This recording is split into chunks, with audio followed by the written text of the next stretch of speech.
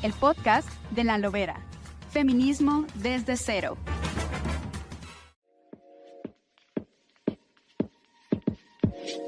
Pues otra vez, como cada semana en el podcast de La Lobera, Feminismo desde cero o Feminismo cotidiano. Estoy encantada porque este día tengo una invitada, como siempre saben, súper guay, que en este caso es la doctora Mariana Braik, de origen de Alemania Federal. Ya esas divisiones no se hacen desde que se cayó el muro de Berlín, pero ella llegó a ser, es una catedrática, es una intelectual, estudió originalmente lo que conocemos en México como economía, que acaba de cumplir la Escuela de Economía en la UNAM 50 años. Y Mariana Braik fue directora del Instituto de Estudios Latinoamericanos en la Universidad Libre de Berlín, aunque ha sido catedrática también en una universidad en Frankfurt en algún momento, allá por el año 2000. Tiene muchos libros. En Alemania le llaman a personas como ella que han investigado la política social y los personajes y otras cosas en México como mexicanóloga.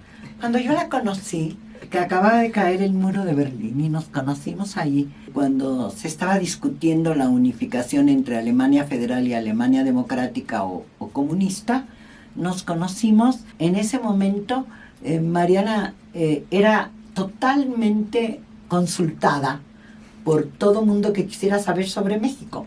Y en el año 94, cuando llegó la guerra en México, el zapatismo... Ah, sí, el zapatismo, por supuesto, claro. ¿No? Ella era consultada para que explicara por qué había sucedido.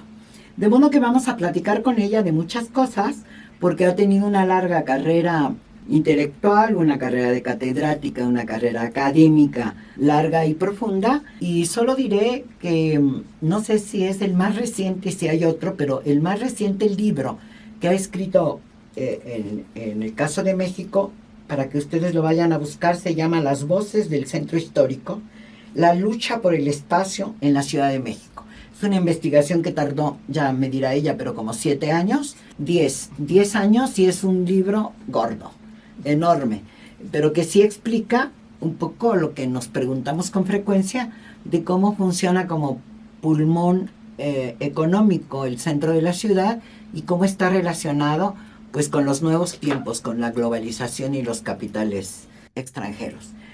Mariana, muchas gracias por venir. Te agradezco mucho porque ahora viene cada año, cada 2 a México. ¿Qué pasó? ¿Por qué te interesó México? Pues antes de nada, quiero agradecerte por la invitación.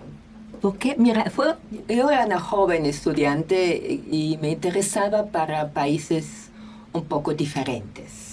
No comunistas, sino capitalistas, sino algo especial. Y en aquella época, en el inicio de 70, yo comencé a estudiar en 72, eran países como la India, como Argelia, y también México, que tenían una política de no estar parte de un bloque, por ejemplo. Uh-huh. Eso me interesaba, y de repente teníamos en el instituto... Yo siempre quería aprender español. Todavía tengo problemas de expresarme bien, pero creo que me puedo defender. Pero sí, yo aprendí en la escuela francés y inglés, pero sí, y el latín, que no sirve para mucho, pero sí, entonces sí me interesaba y vas a reírte por la Iglesia Católica. Porque yo era una joven crítica católica y entonces hicimos cada año colectas para los pobres de América Latina. Entonces comenzó a leer que está allá y había una teología de liberación que a mí me interesaba, como de 15 años me interesaba. Entonces sí, me acercaba, y cuando estuve en una clase con Enrique Semo, catedrático de la UNAM, que visitó en 75, 76 Berlín Occidental, porque yo vivía en Berlín Occidental, con el muro y con todo, y de repente platicamos de eso y me dice, ¿y por qué no viene a México? Entonces en 77 nos fuimos 7, 8, 9 estudiantes de mi universidad, nos fuimos a la UNAM para estudiar y para hacer investigación y para conocer el país y para conocer a la gente. Y desde entonces estoy enamorado. Y luego también tuviste una inclinación, estuviste en las calles pidiendo el aborto en Alemania. Bueno, es un poco la idea, como el conjunto aquí se llama, del feminismo cotidiano. Sí, yo soy una feminista cotidiana de la calle, porque cuando yo tenía, 15, 16 años, por supuesto no pensaba de hacer un aborto, pero sí me molestaba como joven mujer, me molestaba que estaba prohibido totalmente en Alemania en este momento. Entonces sí, hicimos campañas, hicimos encuestas, preguntamos a la gente para un periódico de alumnos que piensan del aborto, y entonces sí, así si quieres me politicé. Es uno de los temas por la cual yo me acerqué a la política. Sí, porque además ella es una catedrática y estudió ciencias políticas ahí en el Instituto de Ciencias Políticas Comparadas y Relaciones Internacionales de la Universidad de Frankfurt o en la Libre de Berlín. Sí. Y es interesante porque también has estudiado algunos personajes. Solo voy a hacer un paréntesis. Ella mencionó a Enrique Semo. Para nuestro auditorio, Enrique Semo es uno de los estudiosos con una perspectiva socialista más importantes de este país, y no vamos a profundizar en eso, solo diré que es pariente de la presidenta de la República y que es interesante porque Mariana tiene una amistad con Enrique Semo de más de 40 años y de otros grandes investigadores mexicanos o que han estudiado México. Solo ese paréntesis para abordar una cosa que queríamos discutir este día y compartir con las gentes del podcast, hecha esta introducción de quién es Mariana, que también es feminista cotidiana. ¿Cómo mira ella? Estábamos hablando, acaba de salir, ¿cómo se llama la biografía de Angela Merkel? Freiheit, Libertad.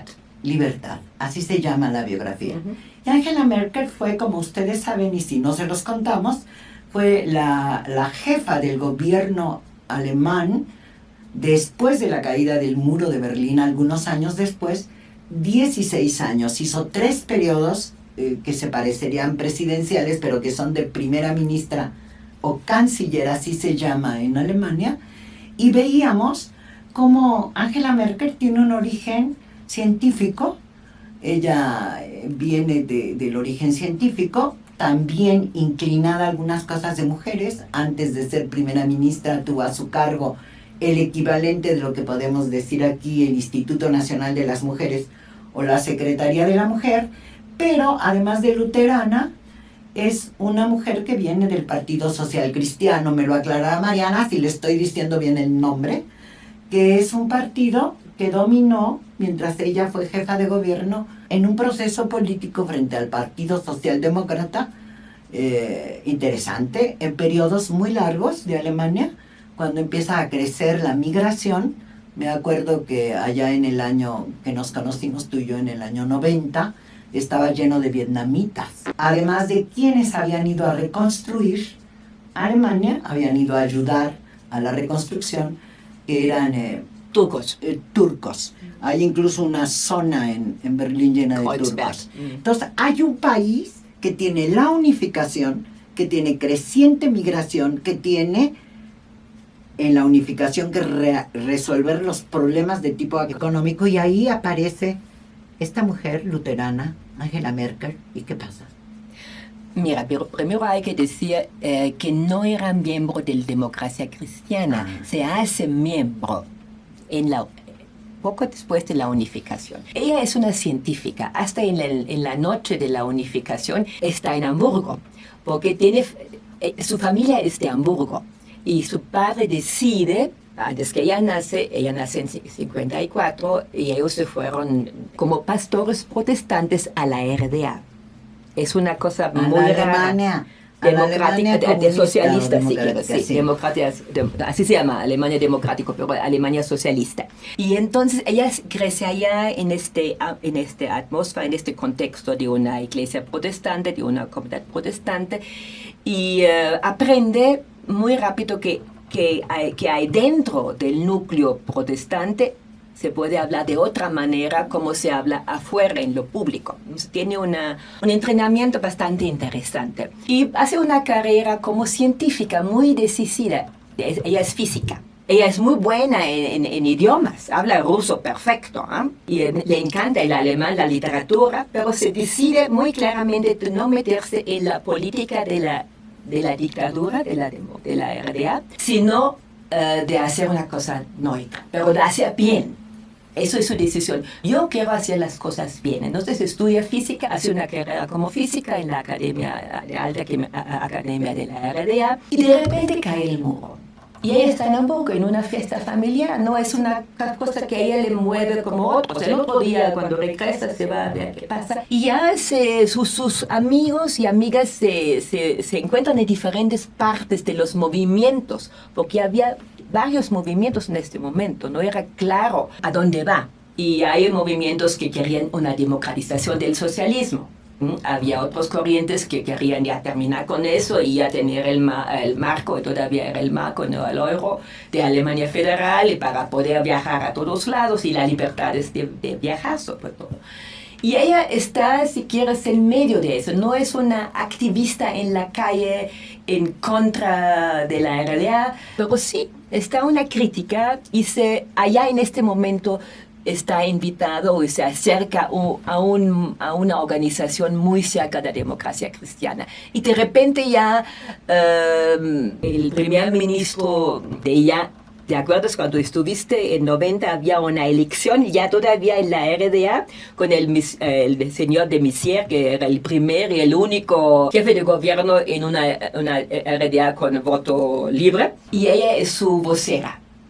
Del primero, del que gana las elecciones sí. En febrero de 90. Así, en la RDA. Entonces es parte del gobierno de la RDA, ya democráticamente elegido, y entonces ya están parte de la democracia cristiana, y entonces ya la segunda vuelta, de las segundas elecciones ya van a ser elecciones de Alemania unificada. Y eso está en 91. Entonces allá ya Kohl está... Helmut Kohl, el jefe de gobierno de Alemania Federal, que él sí tiene muy rápidamente claro que hay que hacer una unificación lo más rápido posible, y unificaron antes la moneda y después el país.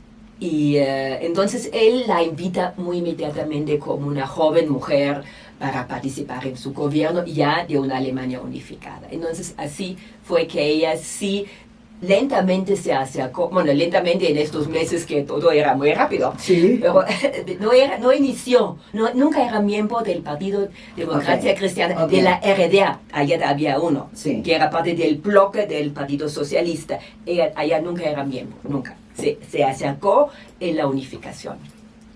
Y tiene un desempeño increíble, ¿no? Porque fue una mujer súper poderosa todos esos años. Comentábamos el otro día que es una de las que se enfrenta realmente a Trump. En su momento también hace muchas negociaciones con Putin, ahora Putin en el centro del huracán. ¿Y cómo lo hizo? Ella en este libro, ¿qué cuenta? Este libro acaba de salir, ¿no? Ni siquiera lo hay en castellano, creo, ¿sí? No solamente hay en alemán y inglés, y todavía no he leído, pero he visto a ella para prepararme. Hay 2 horas y los que hablan alemán, vale la pena, hay 2 horas una entrevista con una muy buena periodista, casi como tú, con ella. Entonces, que puedo contar un poco es y otras cosas que he leído en los años. Y que has vivido. Sí, claro. Sin que tú seas social cristiana, aclarárselo al público.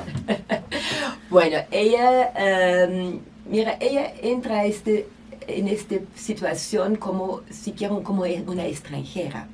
Primero lo mencionaste, es de ciencias duras, física, de Alemania democrático, protestante, y el Partido Democracia Cristiana del viejo Alemania Federal, de la Alemania capitalista si quiere, es un partido con una tradición en los grandes estados. Son muy fuertes los hombres, es muy macho este partido, es muy católico en algunas partes, es muy conservador. Para entrar era una cosa, mi padre era miembro de eso. Había siempre un corriente que yo llamaba los marxistas de Corazón de Jesús. Eran los marxistas Corazón de Jesús. Eso es una innovación en término, ¿ok? Y mi padre era de esta onda muy para la política social, porque también eso tenía este partido. Ganaba mucho voto de los obreros porque tenía una política social después de la Segunda Guerra Mundial Y cuando uno era creyente católico, entonces votaba para este partido y no para el Partido Los Socialdemócrata. católicos en Alemania viven sobre todo en el sur de Alemania, En, solo para y en ubicarlos. Nordrhein-Westfalen, es el estado más grande donde la cuenca del Ruhr con Colonia, como Ajá. si quieras, Düsseldorf, esos son todo el Ruhrgebiet, la cuenca del Ruhr, eso que era el corazón industrial. Ajá. Y allá sí está... Düsseldorf, la capital de la moda. Exactamente, y también en Nordrhein-Westfalen. Entonces, allá sí, y este partido no sabía qué hacía con. Entonces, era como se llama, las Mädchen von Kohl, la muchacha, la niña de Kohl. Ajá, Ella- en eso se parece a la presidenta mexicana. Bueno, eso es la interpretación que pueden hacer ustedes, pero me suena algo. Pero ella, en muchos años, ella era ministra de Mujer y Cosas Sociales, después era ministra de Ecología, pero siempre andaba como la Mädchen de Kohl. La muchachita de La Col. muchachita de Kohl. Y todavía en 2020 salió un artículo en un periódico Die Welt, que es como, bueno, no quiero hacer comparaciones, pero bastante conservador. Y ella se dice, y todos votan para la democracia cristiana, pero ella sí nunca aprendió bien ser democrática. O sea, hay un prejuicio en su propio partido contra ella. Y no tienen clanes, no tiene mafia, no tiene grupos, no tiene arraigo en este partido. Viene de un pueblo de Brandenburgo y le tratan como algo muy extraño. Brandenburgo es como el estado de Es, México. es como el Estado de México. Bueno, no tiene el poder del Estado de México, pero es Pero el es Estado alrededor de Berlín, alrededor muy de parecido. Berlín, Sí, sí. sí, sí. Tiene mucho menos población. Pero entonces sí hay esta relación un poco de distancia. También ella con el partido, pero el partido más de... Entonces sí, y hay grupos allá dentro del partido que ya tienen negociado. Hay un que se llama el Pacto de los Andes, porque hicieron este pacto en un viaje a los países andinos, entre 3 hombres, que lo tienen muy claro. Uno de nosotros va el seguidor del Helmut Kohl. Un día al otro tiene que dejar el poder y uno de nosotros 3 va a entrar como jefe de gobierno y el otro va a tener esta posición, el otro es. Ya tienen su pacto.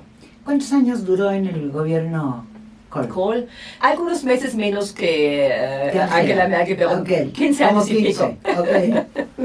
Así que estaban esperando que se fuera Claro. y ellos pactaron Claro, y, para sustituirlo. tenían todo preparado para... Pero ya se cayó el muro. Y con la caída del muro, el Helmut Kohl ganó fuerza impresionante. Porque toda la gente de la área, bueno, no todo, pero una gran parte, votaron para la democracia cristiana por él. Porque él era el canciller de la unificación. Entonces sí, el pacto tenía que esperar todavía un rato. Entonces ya está todavía y ya viene Das Mädchen, la niña. Y de repente la niña comienza a ser la secretaria general del Partido Democracia Cristiana. Y de repente hay un problema grave en el Partido Democracia Cristiana que uno puede llamar corrupción. Es que hay una manera de financiamiento de los partidos en las campañas electorales. Y un grupo de muy ricos empresarios había dado financiamiento al Partido Democracia Cristiana y normalmente desde un cierto punto hay que decir de quién es este dinero y no lo hicieron. Y entonces cuando Merkel se ha dado cuenta, esa como ya secretaria general, no jefa, secretaria general, que es abajo del jefe del partido. Entonces ella publica en un periódico como La Reforma, ¿no? Muy importante, muy serio, muy leído de la élite de Empresarial y de los dueños de intelectuales. Y ella dice que ella está criticando eso y dice hay que decir quiénes son estas personas que han financiado la campaña de nuestro partido, de nuestro partido. Y ella arriesgó todo, podía perder todo, pero lo tomó muy en serio este riesgo. Digo, sí, eso no me gusta, eso es contra de todo que soy yo, como honesta, como de la protestante y directo. Entonces, pero sí, le fue bien. Y si quieres ya muy, muy enseguida, los 3 del Pacto Andino, el jefe del partido y hasta el propio Kohl ya son mucho más débiles, pierden poder. Entonces ella logra ganar las elecciones para ser jefa del partido. y ya con este poder ya está claro que ya puede ser canciller en las próximas elecciones. Entonces, es un camino, no es fácil, y lo hace con un poker face. La chica sí la tiene, no tiene muy claro una cara que no puedes leer. Parece un poco como muy seria, muy distante, pero sí es su manera de actuar en, lo público, en el público. Entonces sí, así ganó primero la posición de jefa de poder de la democracia cristiana. Quiere decir que estas mujeres que llegan al poder, tú como ves, en el fondo están viviendo como las otras mujeres, muchas dificultades. Es decir, los del pacto le van a hacer muchas cosas, la van a descalificar sistemáticamente, decirle que es la niña de coles, que es totalmente subordinada. Yo diría, Mariana, que estamos viviendo una situación parecida, no igual, en el sentido de que si hay una corriente misógina en este país, donde además no solo tenemos una equivalente a primer ministra, sino que tenemos 13 gobernadoras, que tenemos decenas, cientos de diputadas locales y muchas presidentas municipales. Hay como una reacción. Ángela vivió esto, tú lo pudiste identificar. Tú eras una profesora ya de la Universidad Libre de Berlín, ya tenías una posición política, ya tenías libros publicados cuando se cayó el muro. Entonces es cuando ella entra a este proceso que deja Kohl de los primeros años de la unificación, a enfrentar además los grandes problemas del mundo, donde Alemania sigue siendo un país muy trascendente, incluso ahora con la guerra. Mira, para mí siempre también era un poco distante y no me gustó su política social. Me gustó mucho su política educativa en favor de las universidades. Hemos ganado muchísimo con ella. Pero sí, por supuesto, había partes de la política que no me gustaron. Y otros que sí me parecieron bien.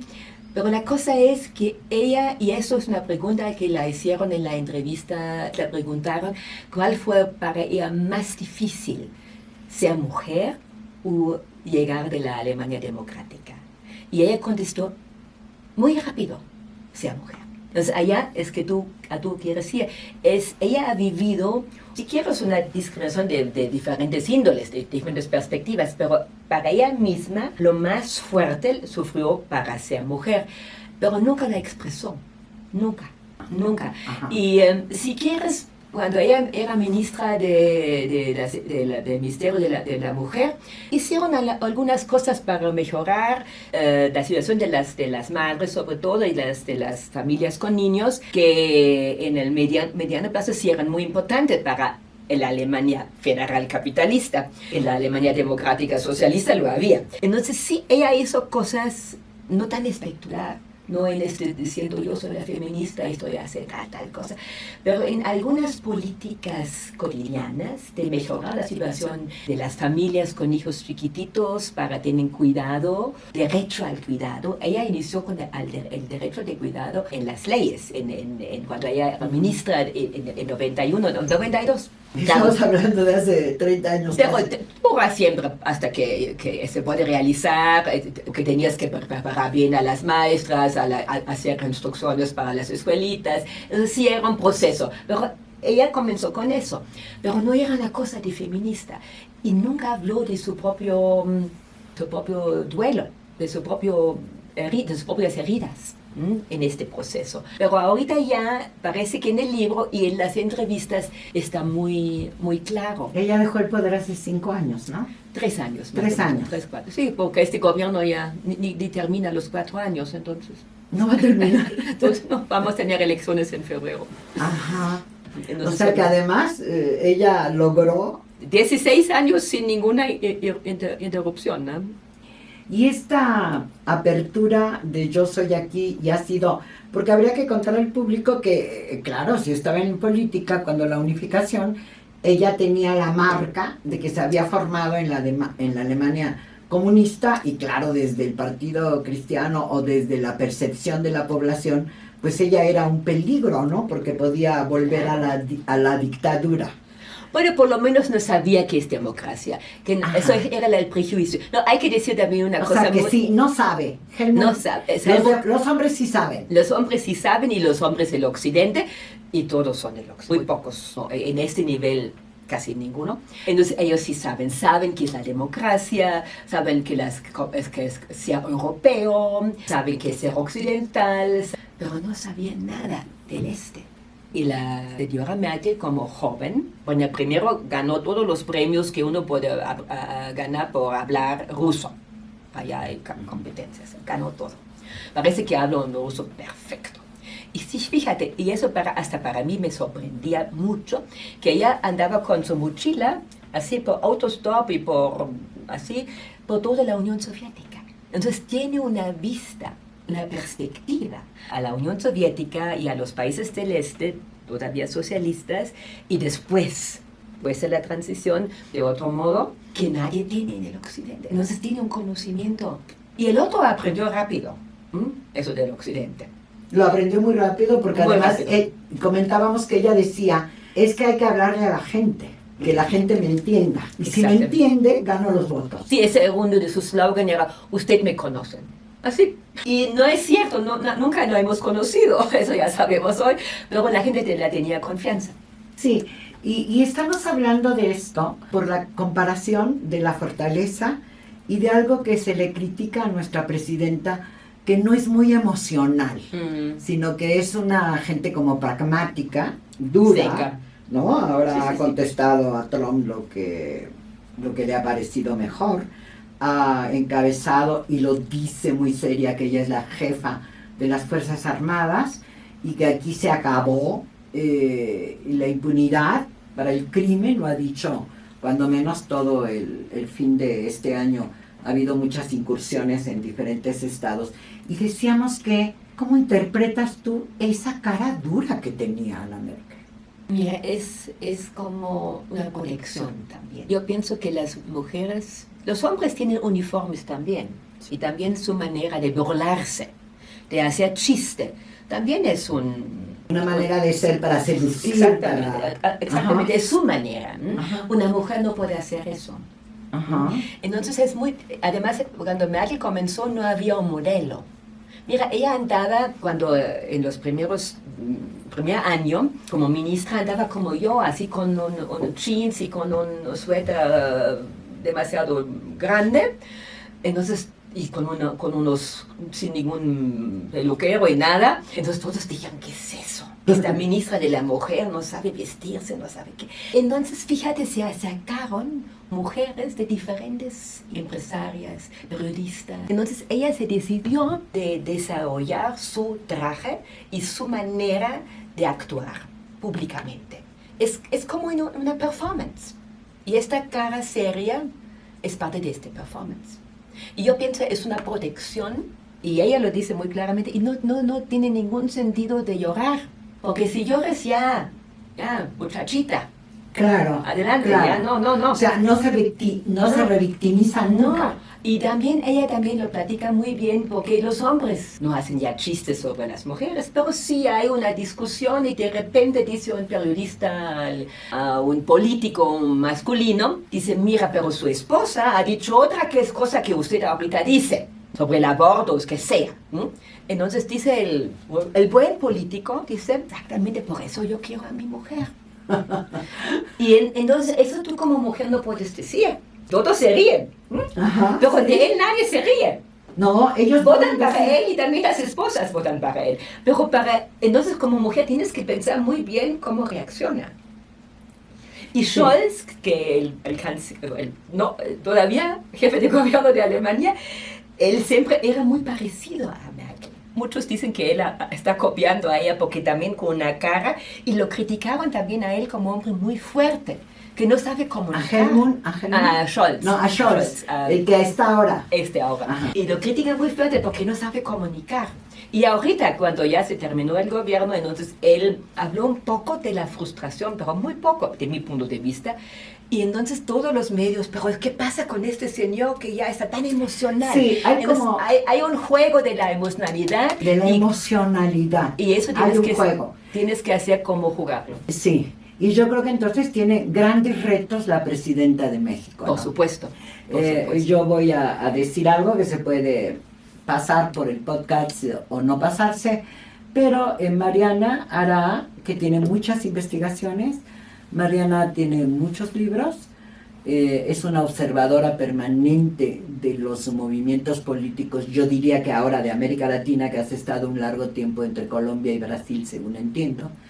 Ella quiere ver cómo se comportan estos hombres que han quedado en la 4T con un montón de poder, transmitido o no, que no se dice que es transmitido, cómo va a ser la relación con la Presidenta de la República. Esa va a ser una investigación fantástica para que nos diga cómo va a pasar, ¿no? Ya hay quien dice, bueno, la presidenta quería otra presidenta para la Comisión Nacional de Derechos Humanos, y la fuerza radical, así le llama cierto tipo de opinadores a lo que sucedió, ha decidido que se queda Rosario Piedra Ibarra, ¿no? En fin, veremos el futuro, veremos si es capaz Claudia, si la dejan, si tiene la suficiente fuerza para estar hablando de ella como de Angela Merkel. Ya tuvo su primer round con Trump, veremos. Yo quiero agradecerte, Mariana, enormemente que hayas venido al podcast de La Lobera, este espacio de voces de las mujeres en una organización editorial mexicana que tiene muchos periódicos y otros productos de la comunicación. Agradecer a Natalia Castañeda Páez en la producción con Hanani Araujo Santamaría, y por supuesto muy agradecida con Tania Domínguez, porque es la que nos llevará por el mundo nuestras imágenes. Y otra vez, Mariana, que volverás muy pronto. Estaremos siguiendo tu investigación, va a ser muy interesante. Y bueno, a lo mejor nos hacemos nuevas preguntas sobre lo que enfrentan las mujeres en el poder. Y a veces, aunque sean muy exitosas, como lo fue la Merkel. Muchas gracias. Muchas gracias a ti. Nos escuchamos en la próxima.